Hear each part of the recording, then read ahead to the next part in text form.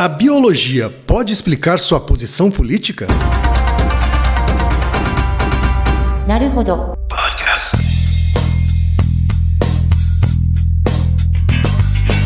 Bem-vindo ao Naruhodo, podcast para quem tem fome de aprender. Eu sou Ken Fujioka. Eu sou Altair de Souza. E hoje é dia de quê? Ciência e senso comum. E antes da gente entrar na pauta em si, Altair, 3 recadinhos rápidos da paróquia, Vamos tá? lá. Todo mundo já sabe, tá? Número 1, se você quer colaborar com a produção do Naruhodo Podcast e ajudar ele a se manter no ar, vai lá no apoia.se/Naruhodo Podcast, faça a sua colaboração. Por favor. Bom? Número 2, não vai te custar nada, é só ir lá no iTunes Store e deixar 5 estrelinhas e o seu comentário. Isso. Nunca te pedimos nada. E a terceira e última também tem custo zero, tá? É só apresentar o podcast Naruhodo para uma amiga ou para um amigo que não conhece o Naruhodo. Isso. E às vezes até não conhece um podcast. A proposta do Naruhodo é exatamente essa. Como são episódios mais curtinhos, é para introduzir as pessoas à podosfera. É isso aí então, gente. Vamos para a pauta? Bora! Altair, hoje a gente tem a pergunta de um ouvinte. Um ouvinte muito gabaritado, aliás. É, gabaritado. É o César Coelho, que é doutor em neurociências, não é isso? Isso, pela Unifesp. E trabalha com pesquisa, né? Mora em Toronto, no Canadá. Pós-doutor na Universidade de Toronto. É isso daí. Você conhece ele, não, Altair? Conheço. Que ele mandou aqui na mensagem: olá, quem? Olá, Altair, seu marginal. É como a gente trata os amigos. Tá certo. Meu nome é César, doutor por ser em neurociência e em muito graças ao Altair. Eu gostaria de perguntar sobre um tema que temos vivenciado cotidianamente, mas que tendemos a não ver a ciência por trás dele: política. Ou melhor, alinhamento político, Altair. Me parece bem claro que o posicionamento político de uma pessoa seja muito influenciado por variáveis culturais. Exemplo, extrato social, nível educacional, status quo, etc. Mas minha pergunta é: existe algum estudo que mostra ou associa alinhamentos políticos ou ideológicos com marcadores biológicos ou psicológicos? Por exemplo, eu consigo imaginar que isso esteja relacionado com a sustentação de diferentes circuitos cerebrais, por estar na área. Mas não se essa diferença já existia ou se foi reforçada pelo indivíduo que vive uma ideologia. Fica aí o desafio, porque eu nunca consegui falar sobre política com o Altair. Ainda bem. Talvez colocando foco na ciência ele solte o verbo.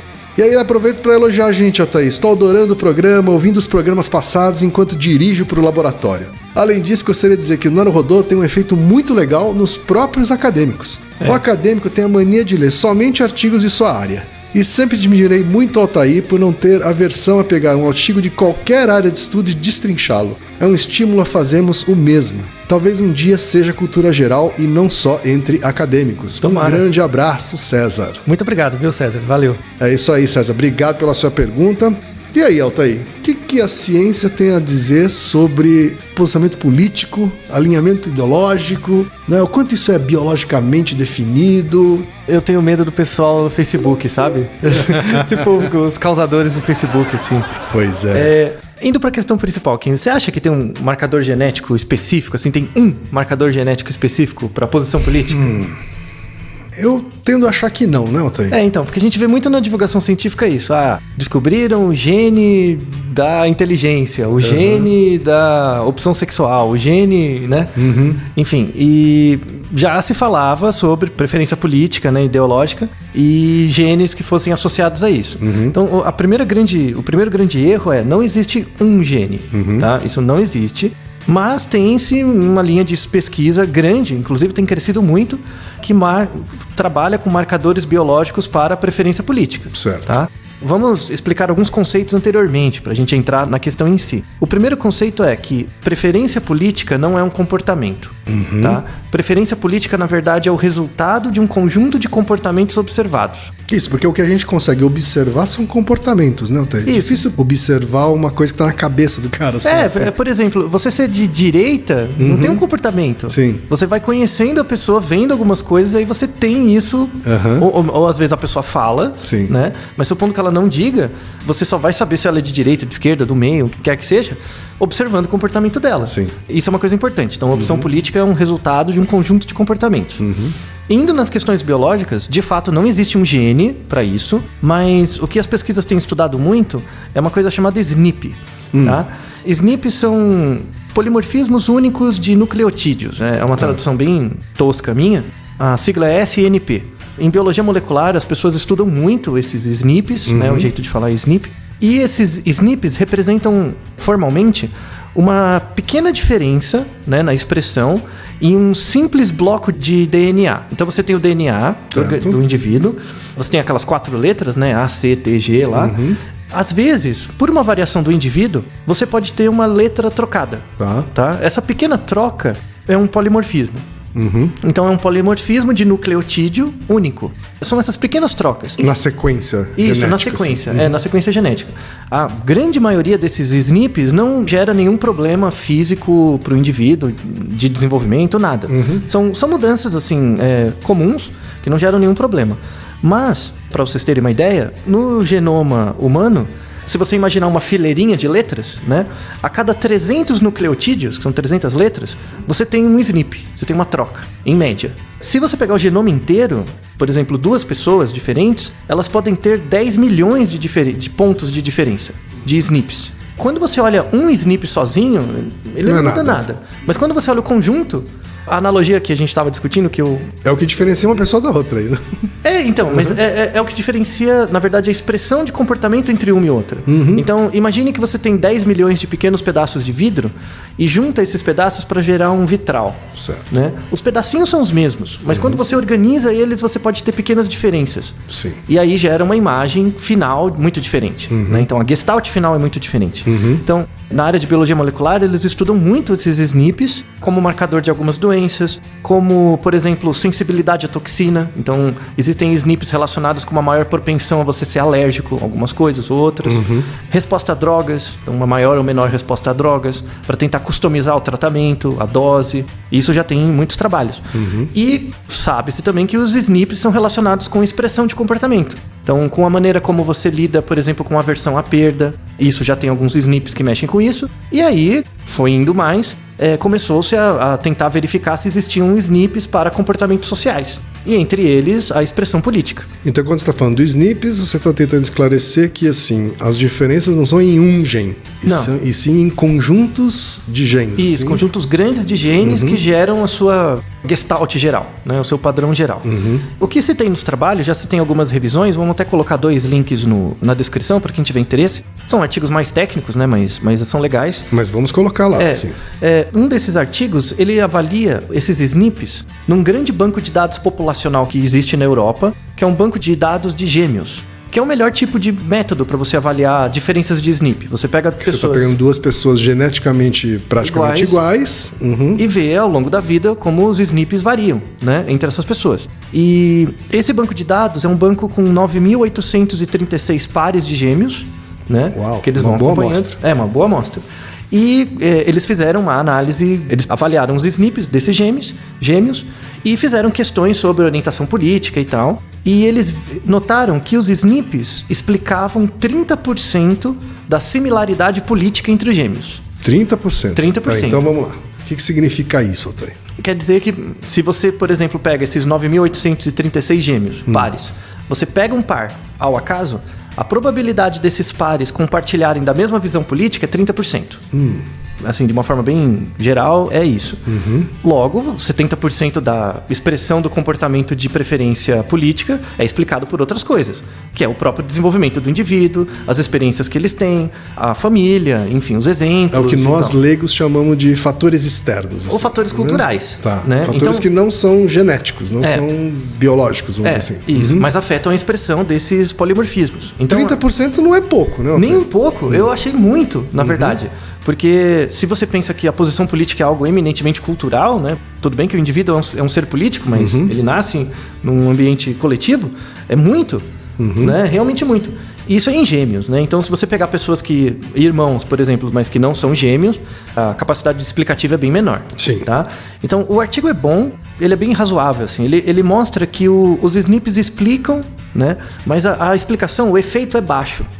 E ele só pode ser visto em estudos populacionais. Certo. Então, por exemplo, se você lê um jornal dizendo, foi descoberto uma variação que, se a pessoa tem essa variação de SNP aí, de genética, ela é mais de direita ou mais de esquerda. Isso é bobagem. Você só vai verificar isso em estudos populacionais. Você não pode particularizar para indivíduos. Certo. Tá? Isso é o grande ponto.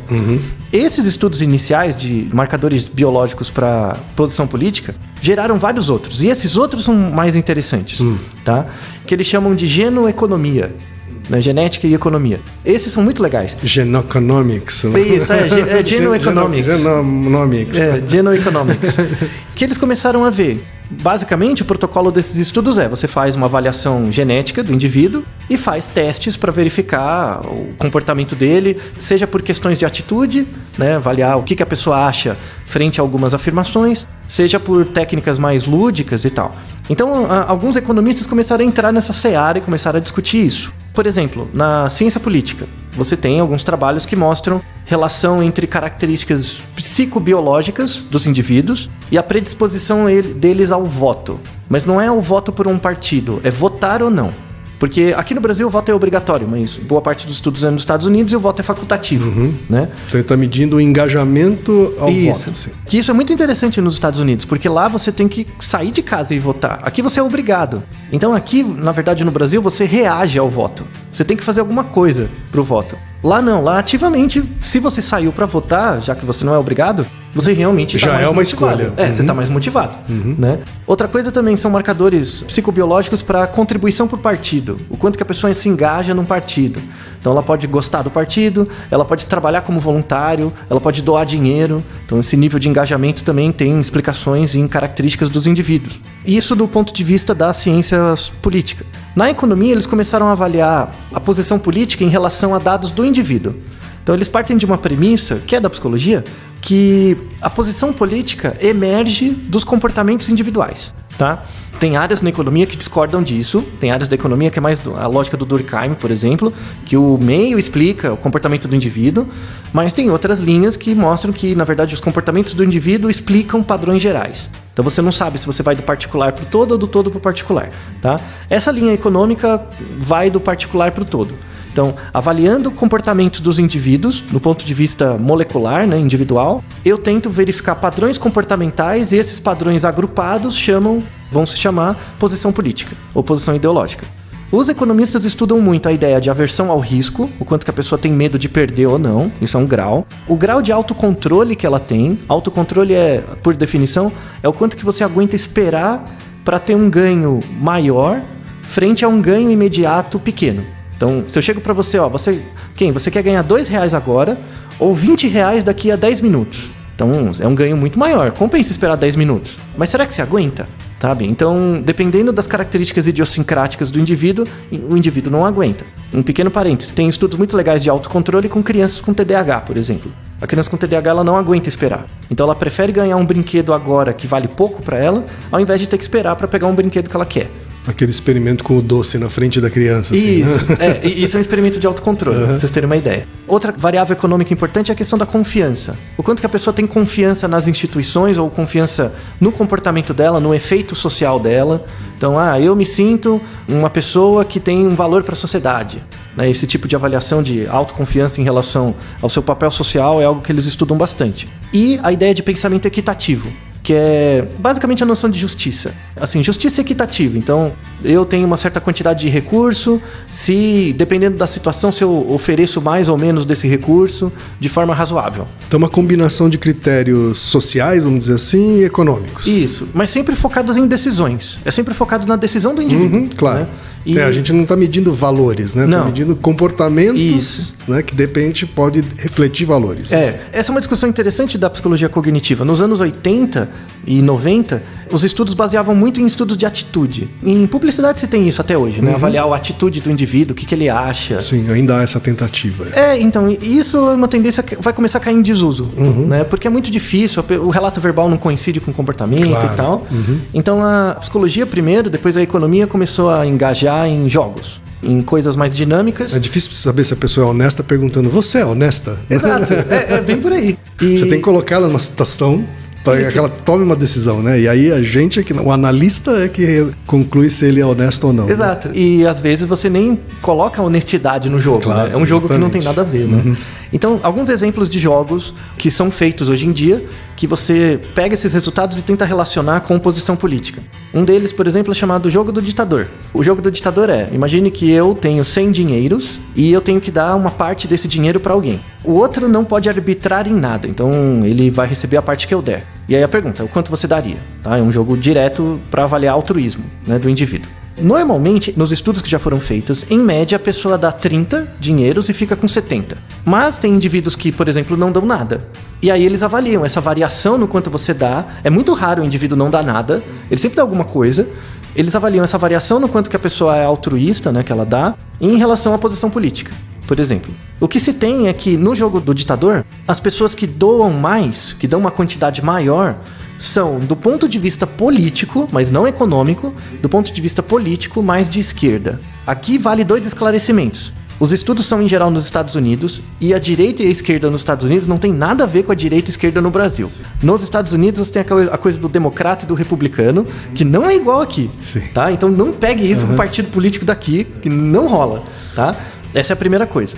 E a segunda coisa é importantíssimo discriminar, por exemplo, conservadorismo político de conservadorismo econômico. Na verdade, você tem 4 combinações. Você tem as pessoas que são conservadoras políticas ou não conservadoras, e são conservadoras econômicas, sim e não. Tá? Você tem 4 combinações. E os resultados variam em função disso. Então, por exemplo, no Jogo do Ditador, a pessoa que dá pouco dinheiro para outra, ela é percebida, né, a avaliação que se tem é que ela é mais conservadora do ponto de vista político.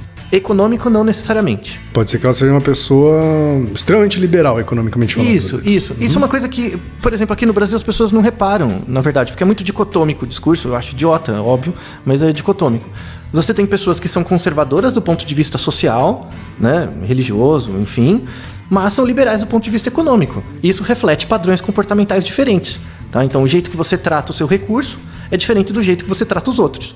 Então você tem que avaliar diferente, separado. Outro jogo interessante que eles têm avaliado agora é o jogo do Ultimato. O jogo do Ultimato eu tenho uma certa quantia de dinheiro, eu vou oferecer essa quantia, por exemplo, para o Ken. Se o Ken não aceitar a minha oferta, os dois perdem. Então não é uma coisa só altruísta, eu tenho que ter um interesse. Porque eu quero ganhar alguma coisa, então você... É uma coisa mais negociada, assim. Tem que ter uma negociação. E eu não posso falar com você.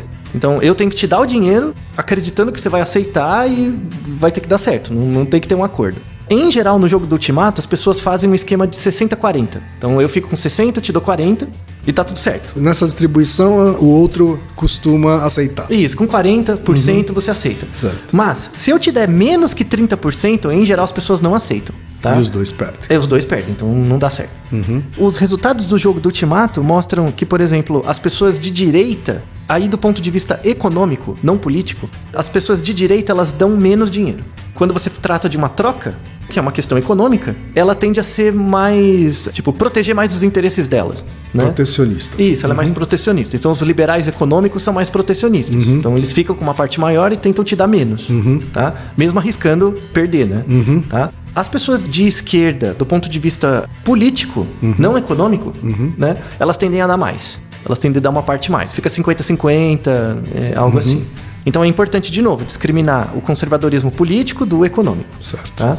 Outras coisas importantes também de posição política, que é muito interessante, a posição política da pessoa, no fundo, reflete como a pessoa segue a sua vida e quais são suas preferências. Então, ideologia política é sempre um comportamento de grupo, né? Que reflete, na verdade, padrões individuais. É muito interessante você estudar comportamento político dos indivíduos, porque você vê como os indivíduos vivem a vida deles. E aí tem uma relação com a maneira como viveram a vida com eles. Então a influência dos pais, por exemplo, é bem interessante. Tem um trabalho muito legal que mostra que, em geral, os filhos tendem a compartilhar a visão política dos pais, em geral. Tem 2 exceções, tá? Uma delas é quando a renda durante a infância é baixa. Quando eles cresceram numa infância mais desfavorecida, tende a ter uma discordância da visão política, tá? E da visão econômica. Isso acontece também, tá? Por quê? Porque num ambiente de falta de renda, as questões econômicas acabam tendo mais peso, né? Porque você tem pouco dinheiro. Há mais tensões, assim. Há mais tensões. E essas tensões refletem também na maneira como você projeta a visão dos seus pais, tá?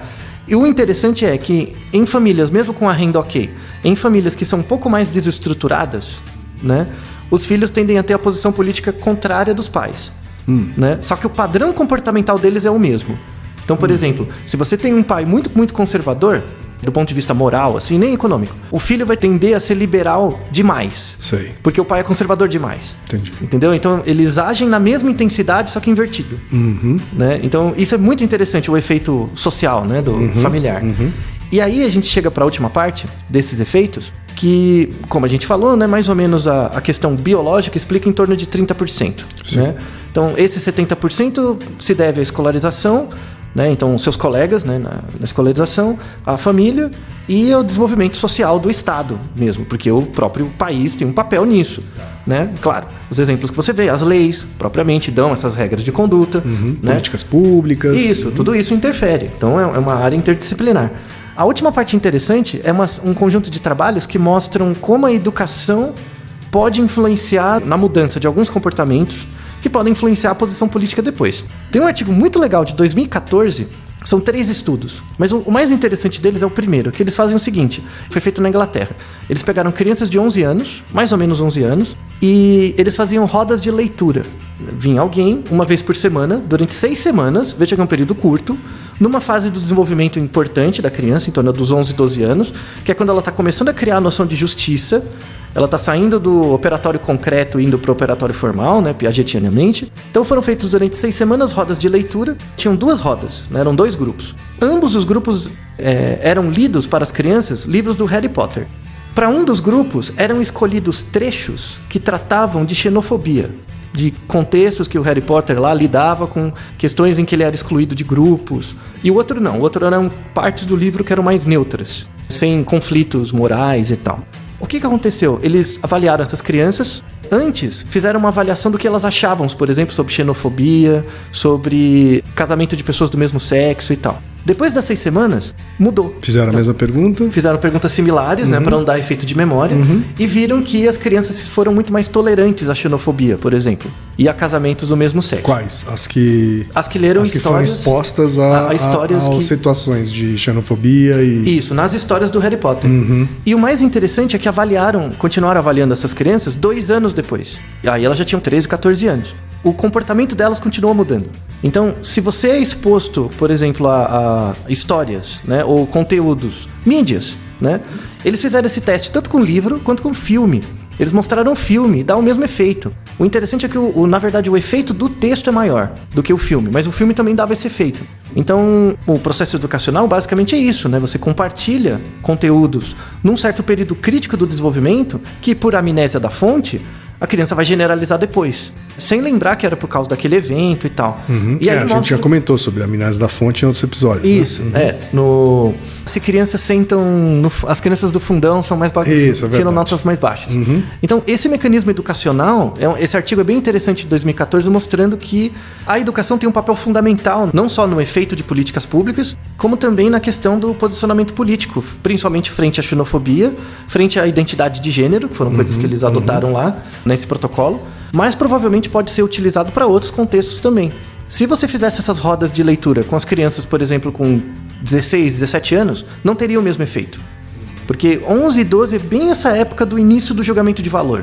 Tem esse momento importante no processo educacional aí, né? Então, por exemplo, se você chegar e falar que as pessoas que veem um filme na TV ou no cinema que mostram uma certa história, então elas aprenderam com isso, promoveu mudança social. Provavelmente não é verdade. Mas se você pegar em crianças pré-adolescentes, esse efeito é muito maior. Por exemplo, um conteúdo em material didático, por exemplo, sobre esse assunto. Por volta dessa idade aí, você acredita que haveria um impacto relevante? Tem um efeito muito maior. Não só na discussão, né? Porque nessa fase do desenvolvimento, assim, para quem tem crianças de 8 a 12 anos, sabe? A criança quando tem 8, 9, 10 anos, elas passam mais tempo discutindo as regras do jogo do que jogando. Então, a coisa de regra, do que tá certo, o que tá errado, quem tá certo, quem tá errado, de 8 a 12 é muito concreto isso. Ela fica muito incomodada com regras de jogo. Quando chega aos 12, que é o operatório formal, ela começa a generalizar essas regras para contextos mais etéreos. Então, o que é liberdade, o que é justiça, o que é felicidade, É quando o adolescente começa a ficar chato, sabe? Sim. Como se já não fosse antes. Mas começa a ficar chatíssimo, sabe? Sim. Começa a questionar tudo e tal. E aí esse é o momento que você pode introduzir essas mídias ou materiais. Eu já percebo hoje crianças pré-adolescentes muito mais tolerantes às diferenças sociais, de gênero. Eu mesmo já fui. Ah, sim. Né? Assim, justamente por eles estarem sendo expostas, né, a esse tipo de realidades. Isso, o mundo né, é outro. esse tipo de discussão. Assim, O mundo é bastante diferente. saudável. Com certeza. Só tem um porém, assim, que aí é uma coisa do Brasil, né? Aqui no Brasil eles já tem-se uma discussão, pelo menos em grandes cidades, né? Já tem-se uma discussão maior sobre questões de igualdade de gênero, igualdade social, enfim, de minorias, discussão sobre minorias e tal. Aqui no Brasil, por exemplo, não se tem discussões sobre xenofobia. Porque não acontece muito, enfim, né? Algo mais isolado. Mas até aí, tudo bem. Mas uma coisa muito grave é que não se tem discussão sobre conservadorismo ou liberalismo econômico. As pessoas colocam no mesmo saco. Isso é grave. Porque aí, pensando numa questão política, a maneira como a política é conduzida, aqui no Brasil, leva as duas coisas juntas. E isso é muito sério. Como se não fossem dois eixos independentes. Assim, né? Isso, independentes. E aí dá aquela sensação de que você não tem escolha. Então, se eu sou liberal do ponto de vista econômico, eu acredito no livre mercado, no Estado mínimo, o que quer que seja, necessariamente tem que ser de direita. Entendeu? Então você compra um pelo outro. É uma venda casada, que não necessariamente é verdade. Essa discussão, na verdade, se existisse e fosse mais saudável, iria melhorar muito a qualidade da gestão pública e da política no Brasil. Com certeza tem interesses outros para além disso, mas para os mais jovens, tentem estudar essa diferença, que é bem importante. Vou fazer uma última pergunta, Altair. A gente já está falando aqui sobre os 30%, né? A contribuição genética, biológica, né? De 30% sobre o comportamento de uma pessoa, né? A gente falou sobre alinhamento ideológico ou posicionamento político, mas eu estou entendendo aqui que esses estudos, eles estão falando que há uma influência sobre o comportamento da pessoa como um todo, é isso? Isso. Não é só sobre posicionamento político, Não. assim, né? Não, Então, quer dizer, como um todo. quando você tem aquelas diferenças dentro do mesmo núcleo familiar, né? Você tem dois gêmeos que são criados da mesma forma, um acaba virando uma coisa, outro acaba virando outra, né? Um vira bandido, outro vira mocinho. Também tem a ver com isso, tem a ver com os 30% de influência genética biológica, mas 70% de fatores externos. Isso, assim. porque mesmo gêmeos idênticos, eles, a partir do primeiro dia, eles são expostos a ambientes diferentes, porque eles são organismos diferentes. E isso vai condicionar todo o resto do desenvolvimento deles. Certo, então 30% é bastante, mas não o suficiente. Com né? certeza, ainda bem. Fico aliviado. Naruhodo, ilustríssimo ouvinte. なるほど。 Você sabia que pode ajudar a manter o Naruhodô no ar? Ao contribuir, você pode ter acesso ao grupo fechado no Facebook e receber conteúdos exclusivos. Acesse apoia.se/Naruhodô Podcast. E você já sabe, aqui no Naruhodô, quem faz a pauta é você. Você tem alguma pergunta pra gente ou quer comentar algum episódio? Escreva pra nós. podcast@naruhodô.com.br. Repetindo, podcast@naruhodô.com.br. e lembre-se, mande nome completo, idade, profissão e a cidade de onde você está falando. É isso aí. なるほど。 Esse podcast é apresentado por b9.com.br.